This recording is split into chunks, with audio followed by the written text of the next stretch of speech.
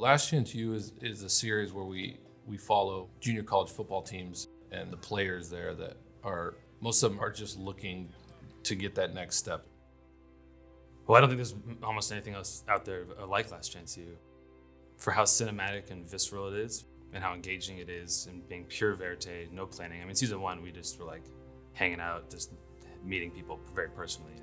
Last Chance U's been a Sony show since season 1. They've always done a really good job of making cameras that can do everything. Sony cameras have always been very robust, very strong. We've taken them in downpours, over 100 degrees, below freezing, without issue, ever. And to have a piece of technology, basically a computer now, that you can be that confident about is very impressive. And again, only getting one chance to get our shots, you have to have that confidence in your camera. When the Venice came out, they kind of just built on what made the F55 so great. No matter what format you shoot on the Venice, it's Netflix approved. So whether that's Super 35 4K or the full frame 6K, I mean, you can do anamorphic, you can do anything, and it's all true 4K, which is huge. I chose to shoot, Super 35 4K throughout the day for the normal verite stuff. We have, 2 units going all day, sometimes 3. It's up to 10 to 12 hours of footage every day. And certain key, we call them specialty shots, where we'll do B-roll, or it's more stylistic, just, football stuff or slow-mo stuff. I utilize the full frame a lot for that, which was really cool. It just gave me a different take. It made it a little more dramatic when the editors choose to use it. It really adds to the storytelling. And when you're looking at the monitors, you feel like you're watching a movie about football. Really great reaction. What Terry and our colorist Marco Cordero do is mind-blowing. Our interview style is very wide and close. I use the Zeiss Supreme primes. We like to get right in everyone's face on wide lenses, so we're on 25, 29 millimeters on the sideline. It's so immersive, it makes you feel like it makes you just feel like you're standing right next to the guy. The versatility of the extension unit was paramount, really great. Devin, my first AC, made a backpack rig where we had the body on my back, and then the extension unit I could just hold with a little monitor and handles, and then I would just pull my own focus.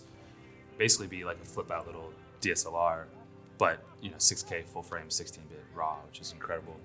So we just kind of stripped it down when no one was kind of looking. You just pull out just the extension unit. No one noticed him. No one really noticed the cable. It just looked like he was taking photos. Able to get really incredible cinematic shots.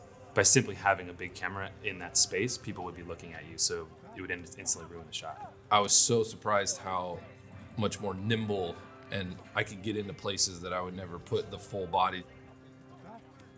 Having that little, it's almost SLR size, I'm able to just put it right up and get that minimum focus of someone's eyeball as they're watching the play and they're getting ready to snap the ball. We'll go in to do an interview in a very uncontrolled lighting environment and have to do it very quickly. So having, every ND to get right where he wants to get for the stop, because with full format, the way the focus is, he's very cognizant of all of that and, maintaining a look. It's just makes my life so easy. There's just no way I would be able to change NDs in a matte box or something as I'm running. Some guy just got kicked off the team and he ran outside to his car. I'm not gonna be screaming for NDs because I'm going outside. It's just not doable. I mean, it has so much going for it. The main thing is the dynamic range of it is 15 plus. The Venice with the dual ISO, we shot the end zone stuff at 72 frames a second, and we pushed the camera to 5,000 ISO. It still looks great. The Venice is actually a little shorter but taller than the F55, which for gimbal work makes a lot of difference. So we'll use the Venice fully built, meaning the body in the R7 recorder, on Ronin 2s, Movi Pros, handheld, 50 to 1000 studio builds, just rigged solidly to, a weight sled for a specialty shot in slow-mo. One huge part of the show is the amount of gimbal work that we do, which I have a C-cam operator is also my gimbal operator, David Newton.